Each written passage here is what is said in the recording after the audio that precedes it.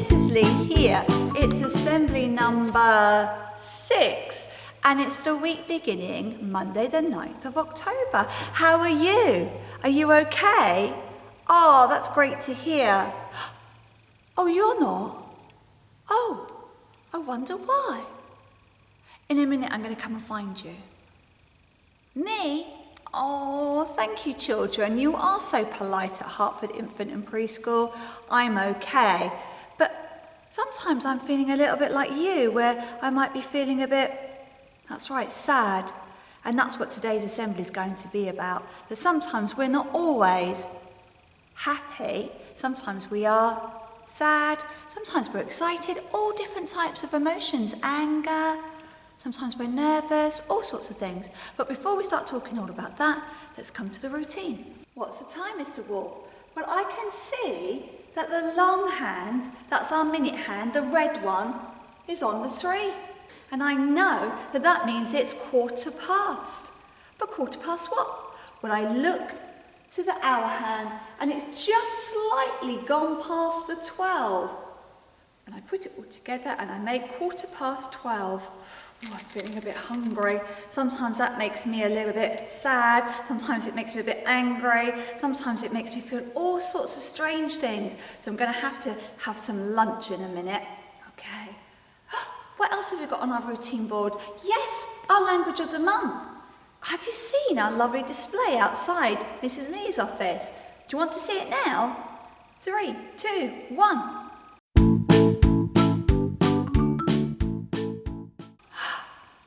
How lovely is that display?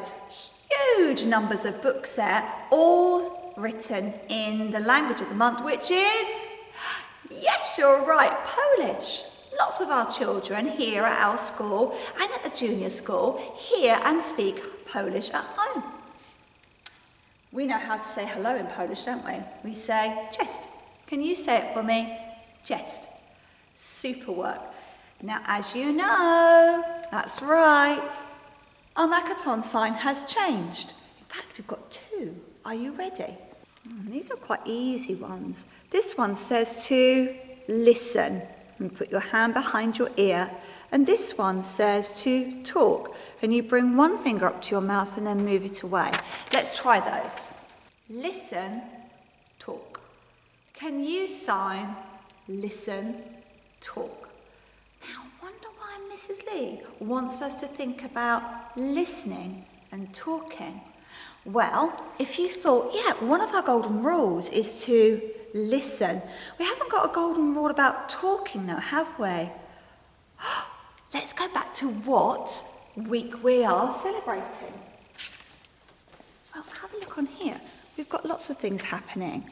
We're still in Black History Month. So I've got lots and lots of books around our school that are hopefully going to inspire you. Golden rule, listening. Oh yeah, we do need to practice that one, don't we? World Mental Health Day. That's interesting. Harvest Festival and International Day of the Girl Child. Now, these 3 here, I'm not going to talk about too much apart from this one here. World Mental Health Day.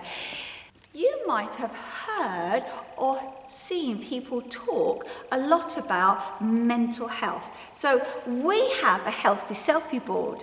Have you seen our healthy selfie board? Maybe you have got your grown-ups to take a picture of you doing something outside of school that is keeping you healthy. Mrs. Lee was on her roller skates. Some of you like to dance, maybe coming to our school disco soon. Some of you like to run, some of you like to swim, all sorts of things. But not only is that making you strong and it's keeping your heart inside beating, it is also helping your mind. Sometimes just being outside, away from everything else, and just doing a little bit of exercise or breathing in and breathing out is a way of helping your mind be healthy.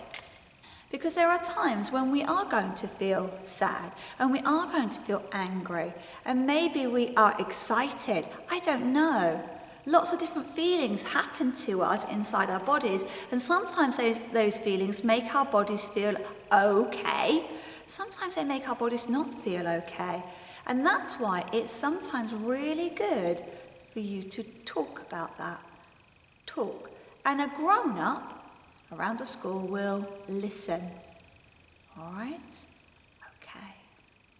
I wonder if you are feeling sad today, or maybe angry today, maybe excited today, and all you need to do is talk about it. And in our classrooms, we have talk boxes. I'm going to show you your talk box. Are you ready? 3, 2, 1.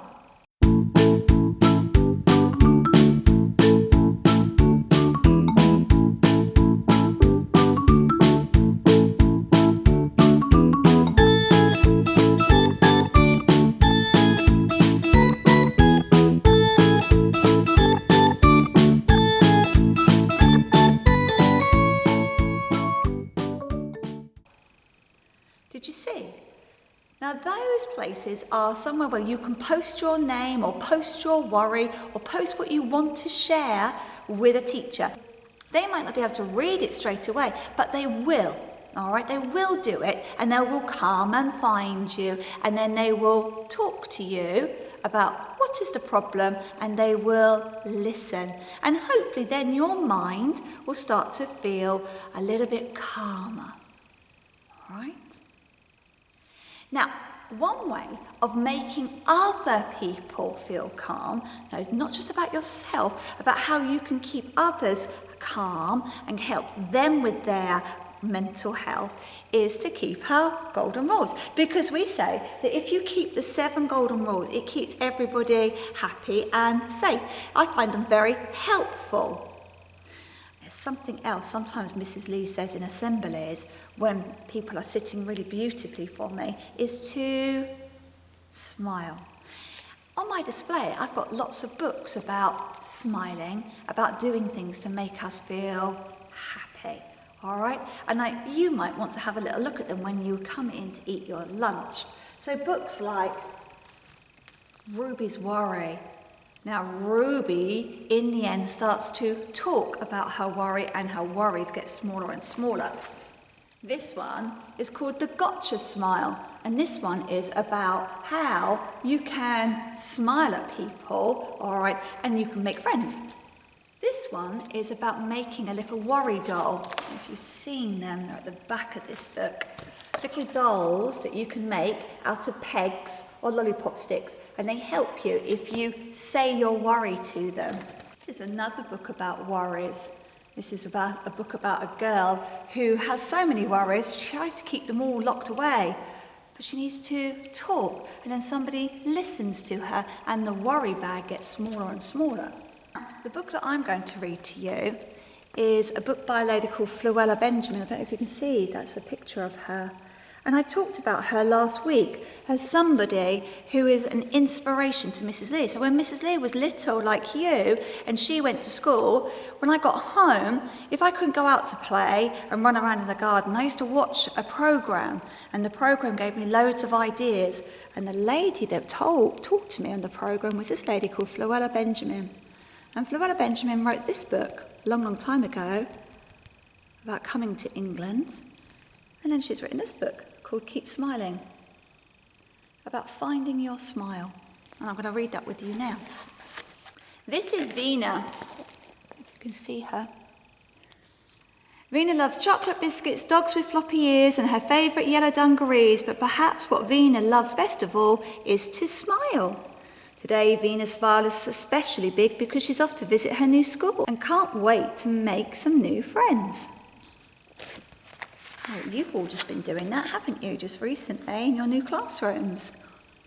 When Dad and Vina get to the end of the road, they spot a lady who brings a post. She is not having a good morning. Vina gives her helpful smile, as wide as the ocean, and the lady looks a bit cheerier. Quick, Dad says as the bus appears. Well, the driver is grumpy. Oh, he had to wait, but when Vina gives him a thank you smile, as warm as the sun, his icy glare thaws a bit. Sometimes people are a bit grumpy, but maybe by smiling at them, you can help them maybe come out of that grump. Well, there isn't anywhere to sit on the bus, But Vina likes trying to balance between the seats. Dad doesn't though. But when Vina gives him a "you can do it" smile, as strong as a bear, Dad can't resist a little laugh. They hop off the bus one stop early so they can wave to Mr. Kaplan, who runs their favourite cafe. Vina notices he's having a bit of trouble with his umbrella. They stop to give him a hand, and Vina gives Mr. Kaplan a kind smile, as sweet as a honey cake. Poor Vina's got lots of smiles, hasn't she? She's making people happy along the way to school. Dad checks his watch and they hurry towards the school, but at the zebra crossing there's a lady who looks a bit lost. Dad tries to help while Vina gives her a "we're here for you" smile, as hopeful as a flower bud. But because even if you don't speak the same language, a smile can go a long way. Dad and Vina race the last few steps to the school. Vina can't wait. Her tummy is full of happy butterflies and she has an excited smile as bright as a light bulb. I saw lots of you in class 1 and 2 like that when you first started with us a few weeks ago.